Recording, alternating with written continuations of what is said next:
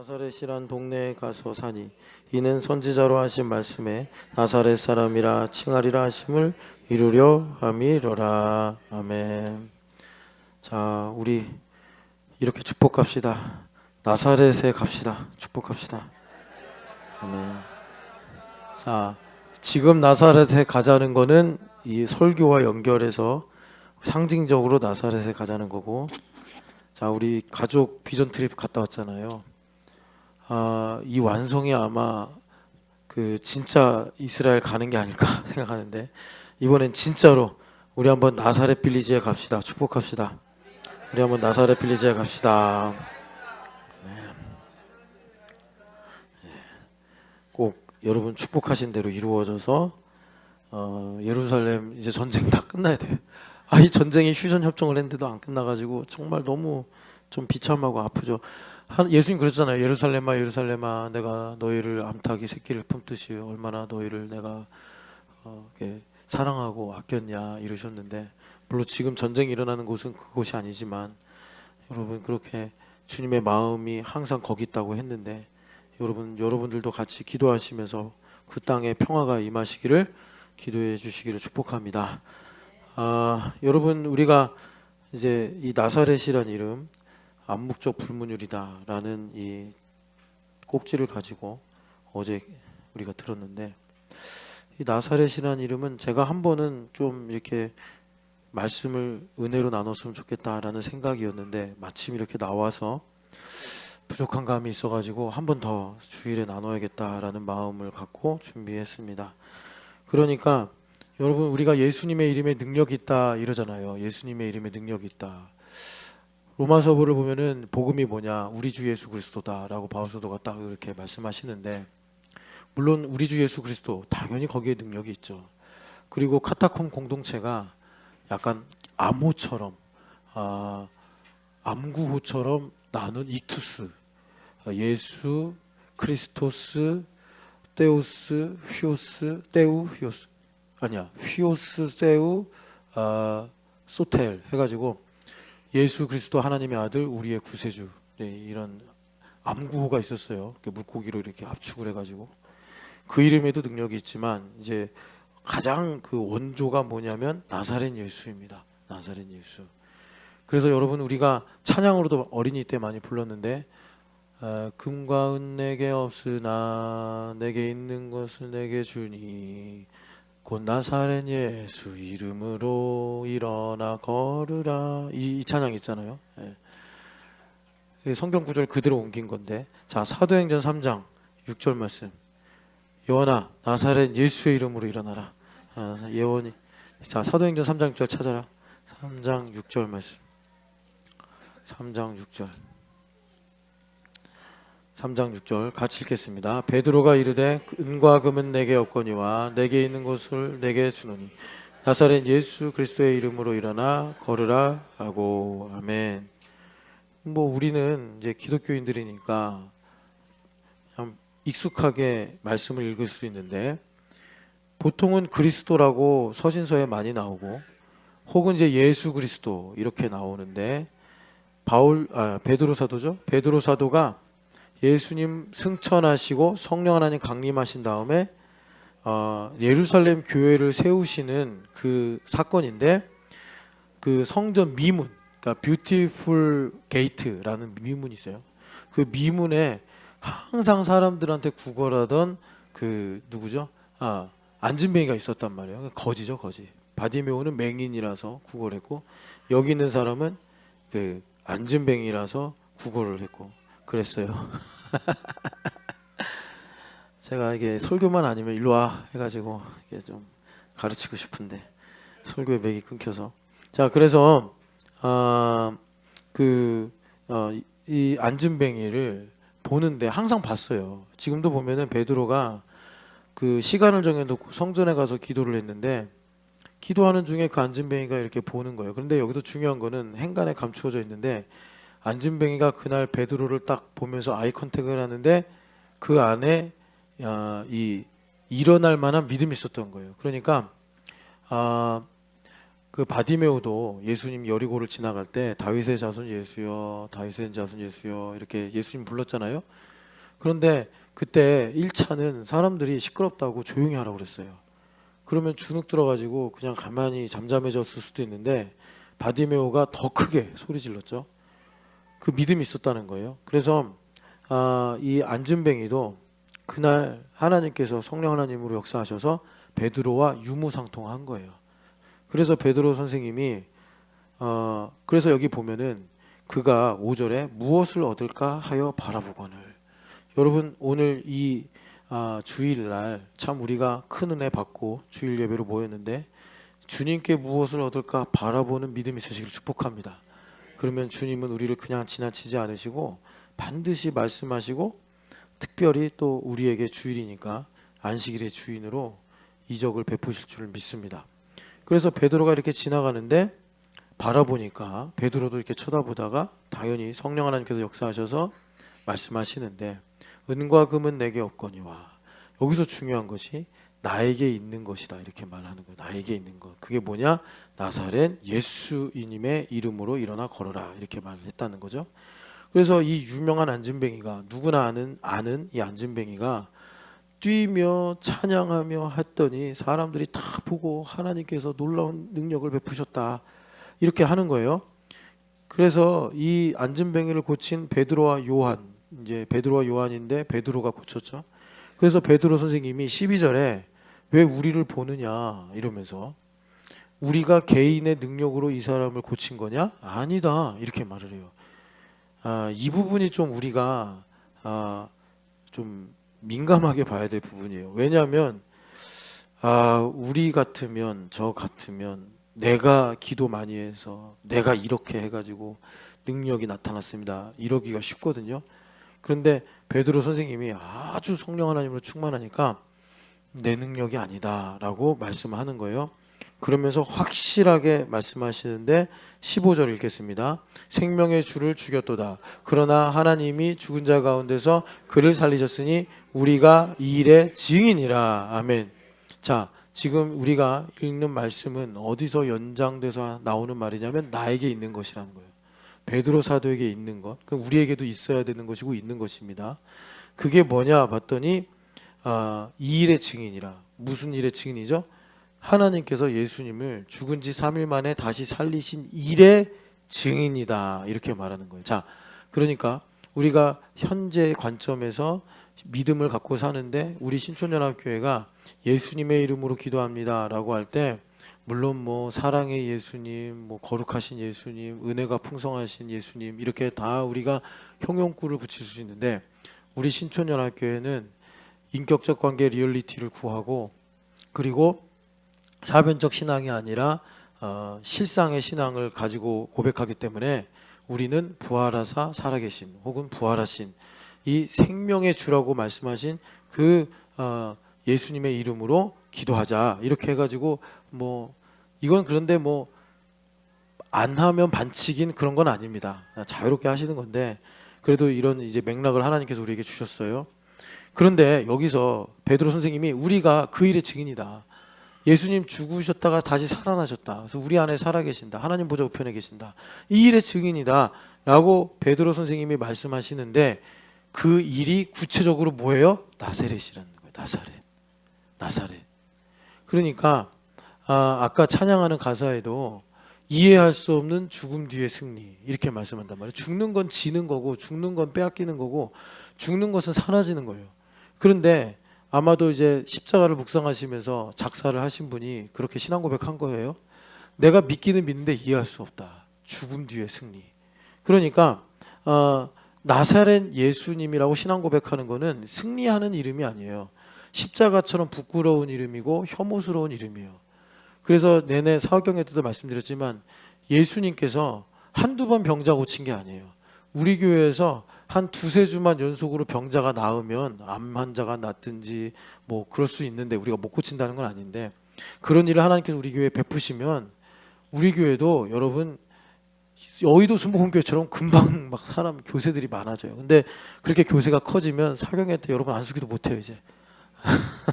알아서들 하십시오 이러고, 어떻게 보면 전 편해지겠죠. 예. 그런데 주님께서 그렇게 병자들을 고치셨는데도 안 믿었다는 거예요, 이 사람들이. 근데 이거 우리한테 중요한 교훈이에요. 왜 안 믿었는가? 뭐 누가복음 4장에도 나오고 요한복음 8장에도 나오고 왜 안 믿었나 했더니 나사렛 출신이래요, 나사렛. 그래서 못 믿었다는 거예요. 그런데 이 나사렛이라는 단순한 지명이 아니라 지금 베드로 선생님이 말씀하셨던 여기 신앙 고백이 있는 거예요. 그러니까 베드로 선생님이 여기서 한번 이렇게 다 뒤집힌 게 뭐냐면 나 예수님 잘 알아 이거였어요. 예수님 잘 알아. 그래서 그 말을 어떻게 얘기했냐면 내가 죽을지언정 예수님 절대 배반 안 합니다. 예수님 잘한다 이거예요. 그런데 너무나 어이없게 뭐 감옥에서 부인한 것도 아니에요. 뭐 제사장들이 막 정죄할 때 부인한 것도 아니에요. 그냥 조그만한 뭐 지금 생각하면 한 10살 그 정도 소녀가 자기가 봤다는 거예요. 예수님 집회하실 때 당신 옆에서 예수님 섬기고 돕고 뭐 예수님 말씀 대신 전하고 그랬던 사람 아니냐. 그러니까 베드로가 겁먹어가지고 난 도무지 모른다. 그래가지고 닭이 꼬끼요 하고 우는데 정신이 번쩍 든 거예요. 내가 지금 무슨 말 하는 거야. 예수님을 모른다고? 근데 누가복음에 보면은 예수님하고 눈이 마주쳤어요. 그 얘기를 하는데 베드로는 그 뜰 밖에서 이렇게 예수님하고 먼 거리에서 얘기하고 있는 중인데 예수님이 계속 신문을 받다가 이제 베드로랑 각별한 사이시잖아요. 예수님께서 딱 뒤로 돌아봤는데 그 눈하고 탁 마주치는데 여러분 얼마나 미치겠습니까? 베드로가 지금 무슨 말을 하는 거야 내가 지금 하면서 엉엉 울었다는 거 아니에요. 엉엉 울었는데 뭐 내가 살 가치가 있나 막 이런 가룟유다 같은 생각을 할 수도 있겠죠. 근데 예수님 그러셨잖아요. 사단이 너를 밀구라 까부르려고 나에게 요구하였으나 나는 너를 위하여 기도하였노니 믿음이 떨어지지 않기를. 그 생각 그 말씀 이게 떠오르면서 베드로가 차마 가룟유다의 길을 갈 수 없었던 거죠. 그러니까 마음으로는 100번 죽어도 속이 시원치 않은데 아시죠? 정말 그 예수님의 말씀과 죽으심과 부활을 헛되지 않게 하려면 뭐 아직 부활 전이었지만 난 죽으면 안 되는구나. 이 역설적으로 그렇게 베드로의 마음을 붙잡아 준 거예요. 그래서 베드로 선생님이 뒤집히고 나서는 예수님을 진짜 알게 된 거예요. 그래서 우리가 그 에피그노시스라는 말 많이 들었잖아요. 예수님을 진짜 알고 나니까 그 예수님을 진짜 알고 난 예수님의 이름이 뭐예요? 나사렛 예수. 나사렛 예수라는 이름이 명예로운 이름이 됐고 부요함의 이름이 되었고 능력의 이름이 되었고 찬송의 이름이 된 거예요. 그래서 내게 있는 것은 물론 예수님의 이름에 전능하신 예수님, 거룩하신 예수님, 뭐 부활하신 예수님 붙일 수 있는데 베드로는 진짜 예수님 안 거예요. 나사렛 예수. 내게 있는 것으로 너에게 주노니 나사렛 예수. 그 나사렛 예수가 바로 베드로 선생님한테 뭐예요? 부활하신 예수님이에요. 이게 참 신묘막측한 그 신앙 고백인 것입니다. 그래서 16절 같이 읽겠습니다. 그 이름을 믿음으로 그 이름이 너희가 보고 아는 이 사람을 성하게 하였나니 예수로 말미암아 난 믿음이 너희 모든 사람 앞에서 이같이 완전히 낫게 하였느니라. 아멘. 그래서 나사렛 예수라는 그 이름의 선포가 무엇입니까? 여기 베드로 선생님의 말씀으로 말하면 예수님으로 말미암아 난 믿음이다. 이렇게 하는 거예요. 여러분 이 믿음이 오늘 우리에게 베드로 선생님이 선포하는 것처럼 온전케 하는 이름이 되는 줄을 믿습니다. 요한복음을 잠깐 보고 오면 여러분 나사렛 예수라는 것이 우리는 이제 나사렛에 가본 적도 없고 느낌도 없으니까 그냥 좋게 느껴지죠. 그런데 아니란 말이에요. 1장 45절 요한복음 1장 45절 보면은 빌립과 이 베드로와 안드레는 다 벳세다 사람, 한 동네 사람이에요. 그래서 뭐 친구 관계 혹은 뭐 선후배 관계예요. 그런데 빌립이 벳세다 사람인데 벳세다보다 좀 더 좋은 동네인가 봐요. 가나 출신인 나다나엘을 알고 있어서 나다나엘을 찾아갔어요. 나다나엘도 갈급하니까. 그래서 45절 읽어보겠습니다. 빌립이 나다나엘을 찾아 이르되 모세가 율법에 기록하였고 여러 선지자가 기록한 그 일을 우리가 만났으니 요셉의 아들 나사렛 예수니라. 아멘. 빌립이 예수님을 만나서 예수님을 보고 듣고 하니 이분이 메시아네 해가지고 정말 친한 친구 뭐 중마고 같은 나다나엘을 찾아가서 전도한 거예요. 야, 너 성경 잘 알지? 모세 율법에 기록하였고 여러 선지자가 기록한 그 메시아를 내가 만났어. 안드레랑 베드로랑 가서 만났어 하니까 그가 누구냐? 바로 요셉의 아들. 이거는 여러분 그냥 유대인들이 사용하는 그냥 뭐라 그럴까 관습이에요. 바요나 시모나 하는 것처럼 요셉의 아들 나사렛 예수야 하고 말했는데 반사적으로 나다나엘이 반사적으로 거의 생각도 안 하고 암묵적 불문율처럼 나사렛에서 무슨 선한 것이 날 수 있느냐 빌리바 정신 차려라 이렇게 얘기를 한 거예요. 그런데 베드로 선생님이 부활하신 예수님을 이제 신앙 고백을 하는 것이 뭐냐면 나에게 있는 것으로 너에게 주노니 나사렛 예수의 이름으로 일어나 걸으라 이렇게 했다는 것입니다. 여러분 이 나사렛 예수라는 신앙 고백이 부활 신앙으로 여러분 있기를 축복합니다. 우리가 왜 부활 신앙이라고 말하죠? 어디서 사는 소리죠? 어디서 나는 소리예요? 아 거기에요? 아 거기구나. 근데 모기가 계속 저를 잡았습니다. 자 그래서 아니 저는 아직 저기 하늘이는 저랑 대화가 안 돼가지고 선유지유만 해도 대화가 되거든요. 뭐 선유지유, 뭐 슈퍼파워, 시연이 다 대화가 돼요. 그래가지고 선유지유는 제가 딱 안고서 나랑 갈래? 그만 울래? 그러면 바로 그만 울겠습니다. 그래요. 대답 네 해야지. 네. 약속할 거야 안 할 거야? 그럼 손가락 딱 내립니다. 그럼 이제 계약을 하고 다시 울면 알지. 네. 정말 그렇게 해요. 선유지유요. 네. 그리고 착한 어린이가 되는 거예요. 슈퍼파워도 그래요. 슈퍼파워도. 슈퍼파워가 약간 조증이 있는지 어쩔 때는 막 뛰다가 어쩔 때는 슈퍼파워 그러면 막 숨고 대화가 되는데 아직 하늘이는 저랑 대화가 안 돼가지고 좀 더 친분을 쌓은 다음에 그 다음에 여기 그래서 여러분 왜 부활신앙을 우리가 강조하죠? 살아계신 예수님과 우리가 이렇게 함께 연합했으니까.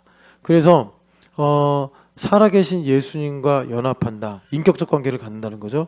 그 인격적 관계를 맺는 구체적인 내용이 나사렛 예수라는 거예요. 나사렛 예수. 그래서 예수님과 인격적 관계를 맺으려고 하면 여러분 지금 나다나엘처럼 불편하고 힘들어요. 예수님과 인격적 관계를 갖는다는 것은. 그런데 우리가 이제 성령 하나님으로 충만해서 우리의 삶을 성령 하나님께서 비추시면 이게 진리구나 이거예요. 이게 진리구나. 그러니까 여러분 여기 나사렛이라는 이름이 나오는데 이 동네가 특별한 건 아니에요. 나사렛은 어떤 뭐 옛날에 기적이 일어난 장소거나 뭐 예루살렘처럼 성전이 있거나 어떤 지파의 중심지거나 그것도 아니에요. 여러분 아시겠지만 이스라엘의 역사를 쭉 보면은 북부는 이사야서 9장에 나오는 것처럼 사망의 그늘 흑암의 땅이라고 이사야 선지자가 아예 얘기를 합니다. 그러니까 북이스라엘이 망한 다음부터 아수르 사람들이 혼혈 정책을 펴가지고 그래서 사마리아 사람들이 생겼는데 유대인들은 절대로 사마리아인들을 하나님의 자녀라고 인정을 안 할 정도였어요. 그런데 그런 불명예스러운 갈릴리에 그것도 좀 이제 시설이 좋고 좀 발전된 가버나움이나 가버나움보다 못하지만 벳세다나 이런 데 출신도 아니에요. 그러니까 나사렛 출신. 그래가지고 참 예수님께서 많은 오해와 또 여러 가지 그러니까 오명을 쓰셨는데 여러분 이 나사렛이 우리에게 뭐냐고요? 엄태우예요. 엄태우. 저한테는 엄태우. 여러분들 각자의 살아오신 이야기요, 삶이요, 눈물이요, 우리의 그 인생이란 말이에요. 예수님께서 그 인생을 보배롭다 하셔서 나사렛에서 사신 거라니까요. 그런데 역으로 우리가요 엄태우를 찾아오신 예수님을 부끄러워하는 거예요. 가난하다고 못마땅한 거예요. 우리가 볼품없다고.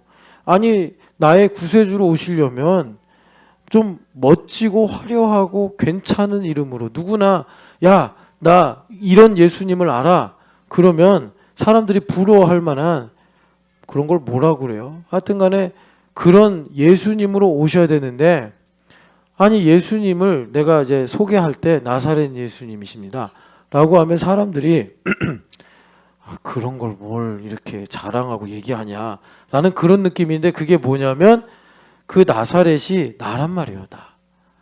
그래서 우리가 베드로처럼 예수님을 새롭게 안다라는 것은 뭐냐면, 이전에는 나를 중심으로 나를 봤는데 이제는 예수님을 중심으로, 하나님을 중심으로 나를 보니 나의 삶을 빼고는 내가 예수님을 알 수도 없고 고백할 수도 없고 예수님을 사귈 수도 없는 거예요.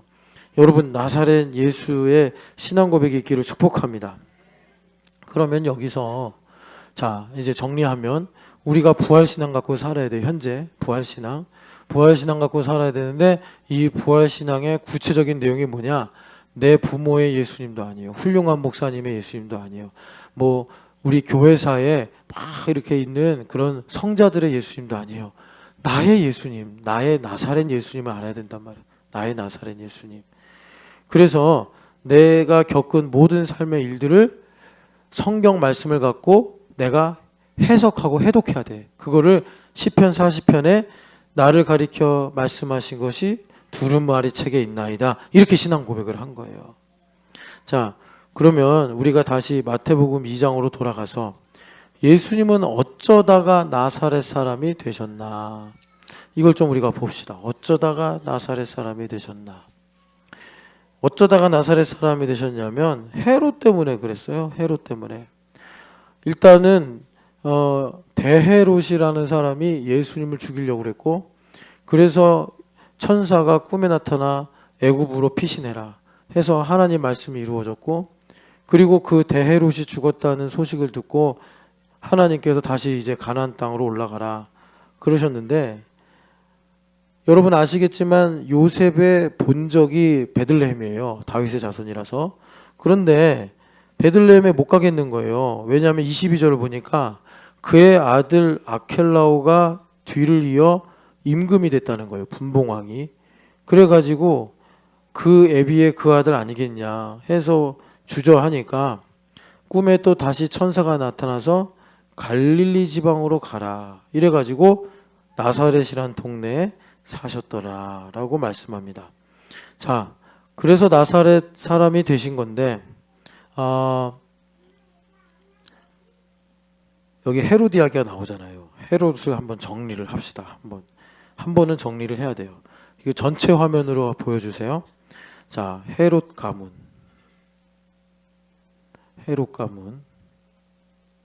자, 동방박사들을 만나고 동방박사들로 인해서 그 베들레헴에 있는 아기들을 죽이는 악한 왕, 이 사람을 대헤롯이라고 합니다.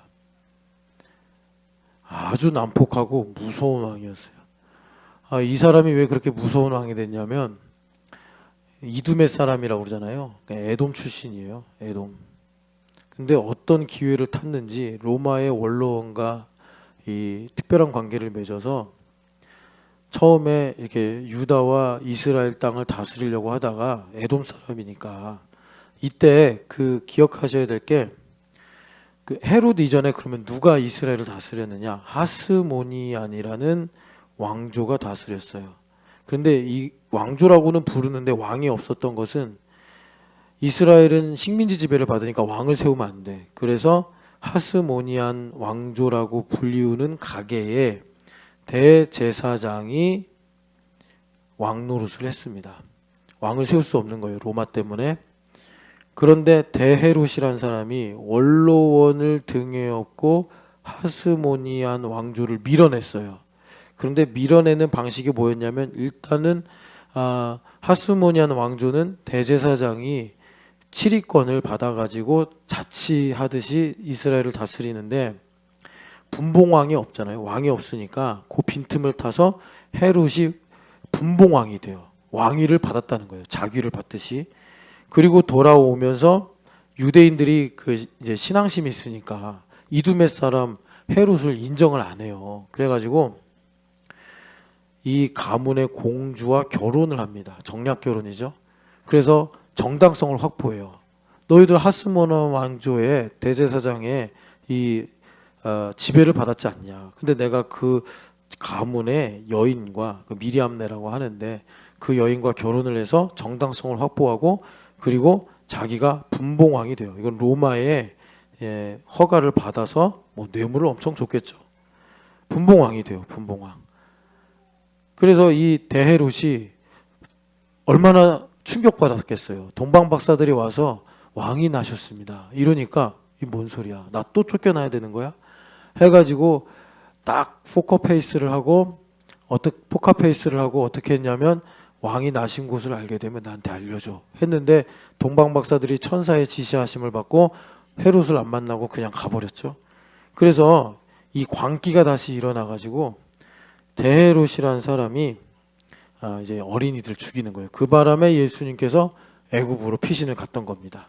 자, 그런데 아까 말씀드린 것처럼 이 데헤롯이 정당성을 확보하기 위해서 하수모니안 왕조의 공주인 이 마리암네랑 결혼합니다. 근데 마리암네 1번이에요, 이 사람. 마리암네 1번 마리암네. 왜냐하면 이 여인을 믿지를 못하는 거예요. 이 여인이 내 왕좌를 노리고 있다라는 의심이 생겨가지고 이 여인을 이 두 명을 씌워서 죽여버립니다. 그러면 어떡해요? 이 정당성을 잃잖아요. 그래서 동생 마리암네랑 또 결혼합니다. 2번 마리암네. 그래서 1번 마리암네 사이에서 두 아들을 낳는데 한 아들이 알렉산더고 한 아들이 아리스토블루스예요. 그래서 이 아들을 가지고 이제 혈통이 있으니까 대제사장을 세워서 자신의 정당성을 세우는데 이 사람도 나중에 암살당해요. 이 사람도 암살당하고 남겨놓지 않아요. 지 새끼인데도 다 죽여. 왕 자리를 지키기 위해서. 그런데 여러분이 살펴보면 이 알렉산더라는 사람의 딸, 손녀가 베드로의 장모입니다. 여러분 베드로의 장로를 예수님 고친 것을 성경마다 기록하는데 아니 뭐 베드로가 유명하시고 대단하신 건 알겠는데 아니 그 장모 뭘 했는지도 나오지 않았는데 왜 그렇게 기록하냐? 여러분 이 헤롯 가문이 나중에 보시면 완전히 막장 드라마인데 그래도 권세와 부가 대단해가지고 유명했단 말이에요. 그러니까 유명 인사 사건이고 그리고 이 장모님이 그렇게 변화되고 나서는 베드로와 함께 또 딸도 있었잖아요. 해가지고 열심히 복음 증거하고 섬겼대요. 교회 역사를 살펴보면. 그래서 베드로 장모를 고친 것을 마태 사도도 마가 사도도 또 누가도 다 기록을 하는 거예요.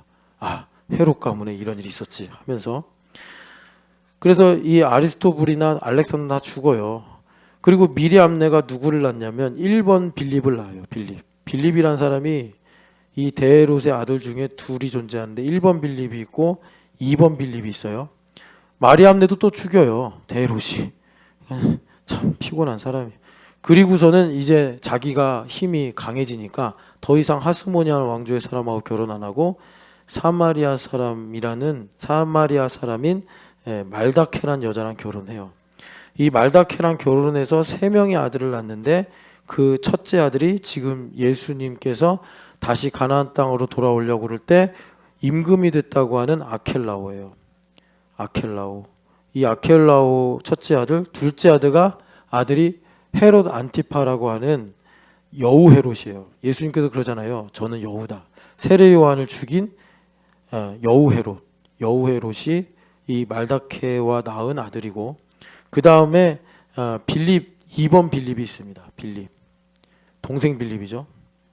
그런데 이 빌립 첫 번째 이 마리암네가 낳은 이 첫 번째 빌립이 왜 중요하냐면 빌립이 처음으로 결혼한 여자가 헤로디아 알죠? 세례 요한을 죽이는데 딸을 이렇게 시켜가지고 목을 베게 한 헤로디아랑 빌립이 결혼을 하는데 빌립이 또 죽잖아요. 얘 때문에 죽어요. 얘 때문에. 그리고 얘가 다스리던 땅을 얘가 흡수해요. 그러면서 헤롯이 아시는 것처럼 이 헤로디아랑 결혼을 합니다. 결혼을 하는데 헤로디아랑 나중에 이혼하고 이 헤로디아가 누구랑 결혼하냐면 아리스토블루스랑 또 결혼을 해요. 막장 드라마죠. 뭐 시즌 9까지 나올 만한 막장 드라마. 그래요. 그리고 이 빌립하고 헤로디아하고 사이에서 낳은 딸이 살로메예요.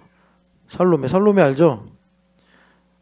예수님을 섬긴 살로메가 아니고 헤롯에게 앞에서 춤추고서 헤롯이 야 너무 좋아가지고 나의 나라의 절반이라도 주겠다 했을 때 엄마 나 뭐라고 말할까 했을 때 헤로디아가 야 세례 요한의 목을 달라고 해라 했던 그 살로메. 이 살로메랑 빌립하고 결혼해요. 또 막장 드라마죠. 헤롯 가문이 이래요. 그래가지고 이 여우 헤롯이 세례 요한을 죽이고 여기 아켈라오는 2년 만에 분봉왕에서 쫓겨납니다. 밀란이 일어나가지고 너무 포악해서 밀란이 일어나서 2년 만에 쫓겨나고 그래서 유대 땅, 이 사람이 원래 유대 땅 그 분봉왕이었는데 유대 땅이 직할 지역으로 바뀌면서 빌라도가 총독으로 오는 거예요. 그래서 예수님을 빌라도가 신문을 하게 되는 겁니다. 헤롯은 갈릴리 지방의 분봉왕이고요. 자, 여기서 끝나는 게 아니에요. 이 아리스토블루스가 이제 다른 또 여러 부인들이 있으니까 낳은 아들이 헤롯 아그리파 1세를 낳습니다. 이 헤롯 아그리파 1세가 누구냐면 사도 야고보를 순교시키고 베드로도 죽이려고 감옥에 가뒀던 사람이 헤롯 아그리파예요. 그런데 이 헤롯 아그리파가 사도행전 13장인가 거기서 하나님께 영광을 돌리지 않고 자기가 신인 척하다가 벌레가 먹어 창자가 쏟아져 죽은 사람이 이 헤롯 아그리파 1세예요. 단명한 거죠. 그래서 헤롯 아그리파가 죽기 전에 3명의 자녀가 있었는데 한 명이 헤롯 아그리파 2세 아그리파 2세고 또 한 명이 딸인데 버니게고 한 명이 드루실라예요. 여러분 성경 많이 읽어보신 분들은 다 성경에 나오는 사람들이네. 드루실라는 벨릭스의 아내죠. 총독 벨릭스의 아내. 그래서 벨릭스가 가이사랴에서 사도 바울을 구금하면서 돈 좀 얻을 수 있을까 해가지고 자주 만나서 대화했대잖아요. 그래서 드루실라랑 설교도 듣고 그러다가 임기가 끝나서 베스도로 바뀌죠. 이 베스도의 부인이 버니게입니다. 총독의 부인이에요. 그런데 베스도의 부인이 되기 전에 누구의 부인이었냐? 이렇게 결혼을 해요. 버니게하고 또 아그리파 2세하고 결혼해서 아시죠? 바울 사도가 아그리파와 버니게 앞에서 전도를 하잖아요. 그래서 아그리파가 네가 나를 작은 말로 그리스도인이 되려고 하냐?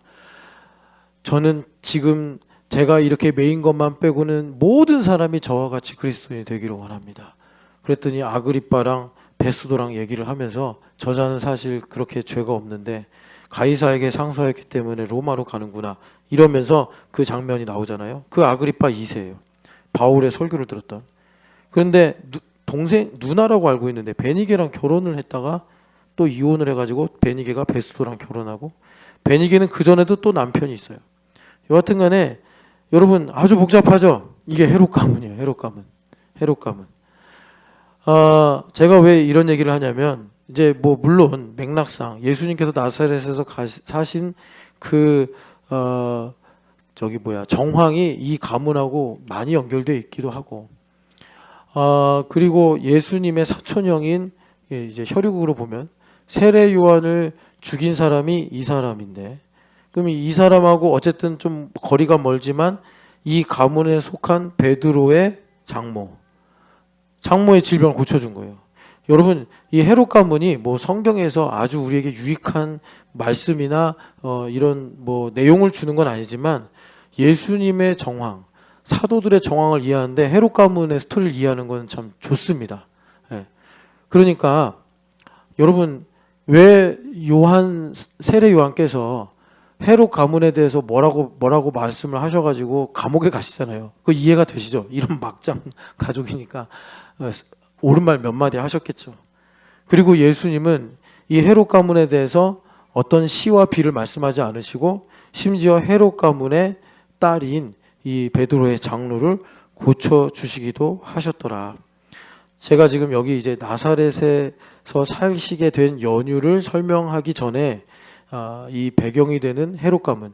그래서 아켈라오가 다스리는 유대 땅에 가야 되는데 무서워서 아버지 요셉이 갈까 말까 하는 걸 하나님께서 아시고 하나님께서 어떻게 하신 거죠? 그러면 이 아켈라오가 다스리지 않는 갈릴리로 가면 어떻겠냐 해가지고 나사렛이란 동네로 가서 살게 되심으로 오늘 23절에 예수님께서 선지자로 말씀하신 바 나사렛 사람이라 칭하리라라는 말씀이 응하여진 것이다 라고 말씀을 해요. 여러분, 요셉 훌륭하신 분인데, 정말 훌륭하신 분인데, 하지만 인간이라 데헤롯이 얼마나 무시무시한 사람인지 알았고, 그의 아들 이 아켈라오는 얼마나 잔인하고 포악한 사람인지 로마가 웬만하면 안 자르는데 이거 골치 아프다 그래서 2년 만에 폐위를 시켜버렸단 말이에요. 그러니까 요셉이 안 가요. 그래서 그 연약함과 어떻게 보면 그 뭐라 그럴까요? 그러니까 좋은 건 아니죠. 그런 것으로 하나님은 하나님의 뜻을 이루셨는데 어제 이사야서 11장 1절과 연결돼서 이 말씀이 응하여진 하나님의 섭리는 매우 신묘막측하다. 그래서 매우 깊다는 얘기입니다. 예수님께서 나사렛 사람이 되시는 바람에 여러분 그 이사야서 11장에 무슨 말씀이 있죠? 예수님께서 나사렛 사람으로 오셔서 기름 부음이 임해요. 여호와의 영이 임해요. 그래서 공의로 띠를 삼고 성실함으로 일을 하셨어요. 그랬더니 우리가 잘 아는 어린이 찬양 사막에 샘이 넘쳐 흐르리라 어린 양이 사자와 함께 뒹굴고 어린 아기가 독사굴에 손을 넣어도 장난치려도 물지 않는 그런 하나님의 나라가 임하는 것이 나사렛 예수로 인해서 이루어지고 그래서 중간에 그가 서신 곳을 영화롭게 하리니 복음의 기치가 높이 서리라 이 말씀이 있고 그 다음에 어떤 일이 납니까? 저 땅끝에서부터 하나님의 자녀들이 다시 그 기치를 보고 돌아오는 그러니까 하나님의 큰 일이 이루어진다고 하는데 그 놀라운 일이 뿌리에서 나온 연한 가지와 같은 정말 사람들이 보면은 일말도 기대할 수 없는 나사렛에서부터 시작이 됐다라는 거예요. 이게 우리 인생 이야기라는 거예요.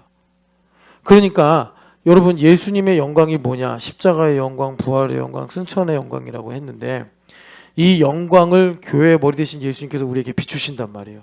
비추셔서 십자가의 영광으로 기존의 우리의 이해를 뒤집어 버리고 부활의 영광으로 나의 흉터가 이제 예수 그리스도의 영광스러운 흔적이 되게 하시며 그리고 승천의 영광으로 나에게 또 영광을 비추셔서 하나님을 아는 영광을 비추셔서 어떻게 하시는 거죠? 주님께서 나의 인생에 여러분 아무리 수학을 잘해도 인성 100%와 신성 100%가 혼합되거나 따로 놀지 않고 이것이 온전히 하나의 인격으로 존재하면서 하나님의 일을 하신 예수님의 인격을 나에게 알게 하시는데 그것은 예수님을 다만 knowing about Jesus로 끝나는 게 아니라 knowing Jesus로 이르게 하여 나의 인생의 그런 미스테리한 신비로운 하나님의 창선에 감춰졌던 비밀의 세계를 알게 하시더라라는 것입니다. 그래서 여러분 나사렛을 우리는 절대로 그냥 넘어가면 안 된다는 거예요. 나의 나사렛. 나의 나사렛은 뭐예요? 찬양하면서 한 것도 아니에요. 믿음으로 한 것도 아니에요. 내가 하나님을 사랑해서 한 것도 아니에요. 그냥 요셉이 참 훌륭하신 분이에요. 그래서 마리아가 임신했다는 얘기를 듣고 어떻게 했어요? 돌로 쳐서 죽여라 이러지 안 하고 유다처럼 그렇게 안 하고 가만히 끊고 자였다. 그러니까 이분도 정말 모세급인지는 모르겠으나 온유한 사람이에요. 그래서 하나님께서 요셉은 의로운 자라 이렇게 말했다고요. 여러분 잘 아셔야 돼요. 요셉이 정의를 부르짖지 않았어요. 어떻게 보면은 그의 성격이 너무 미약해서 그냥 가만히 끊고 자였더라. 근데 가만히 끊으면 어떻게 되느냐? 이런 하나님 그러니까 지혜가 있는 거예요. 마리아도 살고 왜? 이제 파혼당하면 요셉은 아주 불명예를 가지게 돼요. 그러나 마리아 자기는 이제 몰랐으니까 마리아의 숨은 남편이 와서 그 출애굽기 말씀대로 이제 값을 치르면 아기도 살고 마리아도 산다. 그래서 하나님께서 요셉을 보고 의로운 사람이다 이렇게 얘기하신 거예요. 그런데 이분이 이게 이제 아무래도 성격이 부드러우니까 그런 선택을 했겠죠. 막 강직한 사람이면 유다처럼 당장 끌어내서 누군지 밝혀내 막 이랬을 텐데 가만히 조용히 끊고 자였더라. 그래서 그런 성격 때문인지 이제 하나님께서 헤롯이 죽었으니까 올라가라. 그런데 알고 보니까 유대 땅에 더 무서운 예, 더 난폭한 이 아켈로가 왕이 됐다는 얘기를 듣고서 가야 되나 말아야 되나 이런 생각을 하고 있는데 하나님께서 불쌍히 여기셔서 나사렛에 두신 거예요. 그러니까 이거는 여러분 그냥 율법적으로 보면 잘하거나 명예롭거나 충성스럽거나 뭐 믿음이 좋은 일이 아니라 그냥 미적미적거리고 믿음이 없는데 하나님께서 그에게 그래도 은혜를 긍휼을 베푸셔서 나사렛이라도 가서 살아라. 예수님은 그냥 이 땅에 오셔도 힘드신데 뭐 이제 율법적으로 보면 힘드신데 이 아버지가 나사렛에 가시는 바람에 한 2배 더 힘들어지신 거예요. 예. 이제 이런 일을 하나님께서 모략을 갖고 하신 일이요. 예수님께서 나사렛으로 오셨기 때문에 실제로 우리가 예수님을 믿고 하나님의 기름 부으심으로 인하여 이제 우리가 이사야서 11장의 약속을 나의 말씀으로 나의 인생으로 가질 수 있게 되었다라는 것입니다. 그래서 나사렛 11장의 복이 무엇입니까? 나사렛 11장은 이거예요. 하나님의 나라가 나에게 임한다는 거예요. 초율법적인 지금 여러분 오늘 그냥 이번 지난주에 이슈가 야 환율 큰일 났다. 그래서 여러분 주유소 가면 기름값이 엄청 높아졌어요. 환율 때문에. 그리고 물가도 이제 엄청 올라갈 거예요. 또 환율 때문에. 그런데 여러분 우리는 이 환율의 지배를 받으면 안 됩니다. 하늘의 상속자들은. 그래서 뭐의 지배를 받아야 돼요? 하나님의 통치를 받아야죠. 하나님의 통치가 뭐예요? 여기 지금 하늘이가 있는데 하늘이가 구멍이 하나 있어요. 야 이거 신기하네. 해서 막 손을 집어넣어요. 하늘이는 아직 애기니까 그러긴 좀 어렵고 하온이 같으면 아빠 이게 뭐야? 여기 뭐가 살아? 그리고 막 손을 집어넣을 거예요. 하온이는 이제 그렇게 좀 적극적인 성격이 있더라고. 그치 하온아. 근데 그게 독사굴이야. 큰일 날 거 아니에요 그러면. 근데 하나님 다스리시면 독사가 하온이랑 놀아요. 코브라가. 하온이는 아직 코브라를 모르니까 코브라가 막 뒹굴고 장난치면 귀엽다고 막 목에 감고 놀지도 몰라요. 아빠 이거 되게 신기한 장난감이야 이러면서 막 아빠한테 주면 아빠 놀래고. 근데 하나님 다스리시면 그런 초율법적인 하나님의 은혜의 통치가 우리 가운데 임하게 된다는 거예요.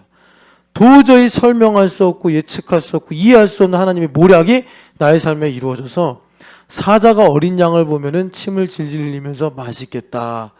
그러면 어린 양은 이제 나 죽었구나. 그래야 되는데 어린 양과 사자가 함께 초원에서 뒹굴어. 우리 보통 그러잖아요.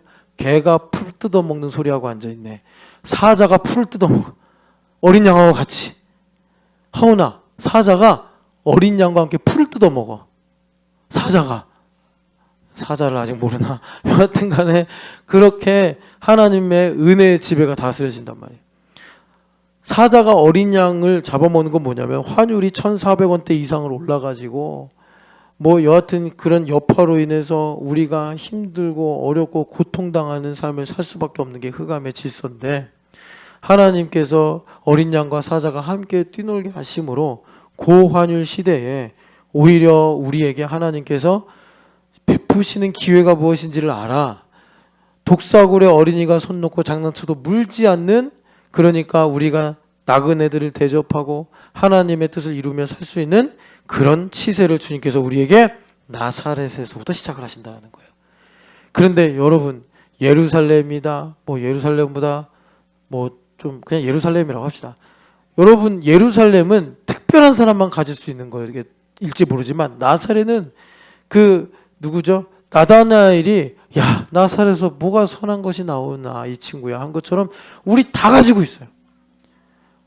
부자도 가난한 사람도 똑똑한 사람도 똑똑하지 않은 사람도 약한 사람도 강한 사람도 다 나사렛이 있어요. 나사렛이 없는 사람이 없어요. 그러니까 이런 신묘막측한 섭리로 예수님께서 나사렛 사람이 되신 거예요. 우리 한 명도 빼놓지 않고 다 만나려고.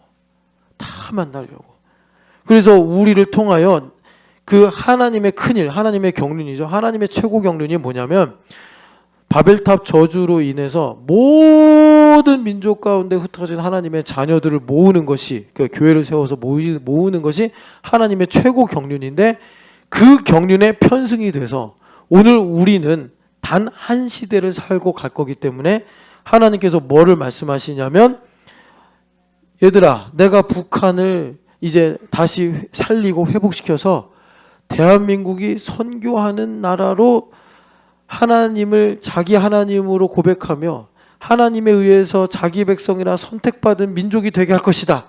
너희들이 대한민국이 걸어온 길을 알지 않느냐? 제가 이 설교를 하면서 그러면 니베타나 커비타나 안부라잔한테 뭐라고 해야 되지? 했는데 인도도요 대단한 영성을 갖고 있어요. 그래서 안부라잔이 이런 얘기하면 되게 좋아해요. 지금 뉴욕 시장도 인도 혈통이죠. 그 구글 사장도 대표도 인도 사람이죠. 지금 실리콘밸리에 다수를 차지하고 있는 탁월한 엔지니어들 다 인도 사람이에요. 예. 그렇지 안부라잔. 예. 맞아요. 예. 그러니까 하나님 인도도 선교로 쓰신다고. 인도인들이요 일본 사람들처럼 인도도요 신이 엄청 많아요. 그렇죠 안부라잔. Many gods in your country. 그죠? 예, 일본인만큼. 그러니까 저들도요 영국인들이 얼마나 못된 짓을 했는지 몰라. 안부라잔도 영국을 싫어하나? 예. 아 그래요. 아, 옛날에 그 저기 샘은 되게 싫어한다고 그랬는데 샘은 차이나를 좋아한다고 그래서 뭐야 나는 차이나 별로 안 좋아하는데 그랬어요. 근데 참 고통이 많은 나라예요 인도도. 그런데 하나님 인도도 살리실 거라고. 커비타 열심히 공부해야 돼요. 놀지 말고. 그래서 여러분 이렇게 우리 주님께서 민족 가운데 터진 하나님의 자녀들을 모으시는 줄을 믿습니다. 그 일이 어디서부터 시작이 된다고요? 안부라잔의 나사렛에서부터. 안부라잔 나사렛은 어디예요? 연세대. 교수님 싫어요. 교수님 나빠요. 울면서 다시는 안 올 거예요. 그런데 자기 마음대로 되나요? 다시 한번 말하지만 인도 갔더니 니베타가 너무 무서워. 그래서 다시 한국으로 피난 온 거예요. 여러분 이런 나사렛에서 주님을 만나시기를 축복합니다. 그래서 여러분 자 봐봐요. 여기 요셉이 나사렛으로 간 거는 오류예요. 오류. 율법적으로 보면 오류라고. 그런데 우리 인생에도 그런 오류가 있어요. 나의 실패, 나의 연약함. 그런데 여기 지금 마태가 증언하기를 그건 오류가 아니라 선지자로 하신 말씀을 응하게 하시려는 하나님의 공의였다. 미시파트였다라는 거예요. 안부라잔 오늘부터 이제 역사를 바꾸는 거예요. 안부라잔이 연세대에서 공부하다가 너무 힘들어서 울면서 나는 다시는 안 올 거예요 하고 간 건 오류예요. 안부라잔 맨날 그때 그랬잖아요. 안부라잔 이번 주 어때? 그럼 안부라잔이 God is good. 그래요. God is good. 근데 God is good은 무슨 굿이야. 연대에서 지금 열받아가지고 이제 한국 싫어요 하고 갔단 말이에요. 갔는데 하나님께서 그거를 공의로 바꾸신 거예요. 그래가지고 믿음이 더 좋아져서 왔네. 한국으로. 누가 믿음을 좋게 만든 거죠? 그렇죠. 니시 성을 가진 자매가 안부라잔을 1년 동안 채찍으로 훈육을 해가지고 안부라잔이 웬만하면 인도로 갈 생각을 안 해요. 근데 언젠가는 하나님께서 꿈을 이루셔서 가르치면서 연구하는 훌륭한 선생님이 되실 줄을 믿습니다. 하나님의 공의라고. 나는 그 가난이, 그 눈물이, 그 두려움이, 그 아픔이, 그 어두움이 나의 인생의 오류인 줄 알았는데 아니다. 하나님께서 그것을 말씀을 응하게 하시려는 공의로 바꾸신 줄을 믿습니다. 이거 우리한테 선물로 주시려고 예수님께서 나사렛에 가신 거예요. 나사렛에서. 자, 여러분 이제 마지막으로 하나만 말씀드릴게요. 우리는 예수님을 참된 인간이자 참된 하나님으로 봐야 돼요. 참된 하나님으로 보면은 예수님은 태어나시면서 정체성이 메시아셨다. 틀리지 않아요. 그런데 예수님은 동시에 참된 인간이시기 때문에 자신이 메시아라는 걸 깨닫고 배우셔야 했어요. 한국의 기독교인들, 장로교도들한테 이런 말 하면은 불경한 느낌을 가져요. 그런데 아니에요. 우리가 그런 기울어진 믿음을 갖고 있으니까 삶이 해석이 안 되는 거예요. 삶이 해석이 안 되는 거예요. 예. 그래서 일로 올래? 잠깐. 목사님이랑 약속 한 번 더 할까? 진실의 방으로 약속할. 자, 되게 순한 애들인데, 예, 그래요. 그래서 여러분 예수님도 자기가 메시아라는 거를 태어나면서 몰랐어요. 자라면서 배웠어요. 자, 어디서 배웠어요? 나사렛에서. 여러분, 하나님께서 우리를 하나님의 자녀로 왕같은 제사장으로 택하시고 부르셨다는 거 다 아시죠? 그거 어디서 배워요? 그 영광스러운 비밀, 창세전에 하나님 안에 감추었던 그 비밀을 어디서 배우죠? 나의 나사렛에서 배운다고. 나의 나사렛. 나의 나사렛. 돌잔치 가면 항상 돌예배하면서 읽는 본문이 있어요.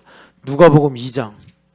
누가복음 2장을 보면은 예수님께서 나사렛으로 돌아가십니다. 돌아가셔서 공생애까지 어떻게 사셨는가. 공생애까지 52절 읽어보겠습니다. 예수는 지혜와 키가 자라가며 하나님과 사람에게 더욱 사랑스러워 가시더라. 아멘. 예수님께서 예루살렘에 한번 오셨다가 이제 어머니 아버지를 만나고 51절에 보면 함께 내려가사 나사렛에 이르러 순종하며 받드시더라. 나사렛을 행복하게 사셨다는 거예요. 아버지도 일족 여의셨는데 뭐 12살까지는 아버지가 계셨는데 그 뒤로 여의어서 힘들고 어렵게 사셨는데 거기서 하나님과 사람에게 사랑스러워 가시더라. 여러분이 이걸 여러분들의 나사렛에 적용하시기를 축복합니다. 그러니까 예수님은 나사렛의 돌멩이, 나사렛의 나무, 나사렛의 나귀 새끼, 나사렛의 친구들, 나사렛의 공기, 햇살을 그렇게 사랑하시면서 내가 메시아구나라는 걸 배워가시고 알아가셨다는 거예요. 인간의 입장에서 보면. 여러분, 우리의 나사렛을 우리가 나는 왜 이렇게 불쌍하게 태어났을까? 나는 왜 이렇게 힘든 일이 많을까? 그게 아니라 그 나사렛에 예수님께서 계시기 때문에 우리는 그 지나간 모든 순간들을 천국의 추억처럼 말할 수 있고 볼 수 있는 거예요. 그것이 지금 52절에 예수님께서 지혜와 키가 자라가며 무슨 말이에요? 아, 내가 메시아구나. 이런 것을 예수님께서 함께 성장해 가시면서 하나님과 사람들에게 더욱 사랑스러워 가시더라. 여러분들의 나사렛이 이런 하나님의 사랑으로 충만하시기를 축복합니다. 우리 같이 기도하겠습니다.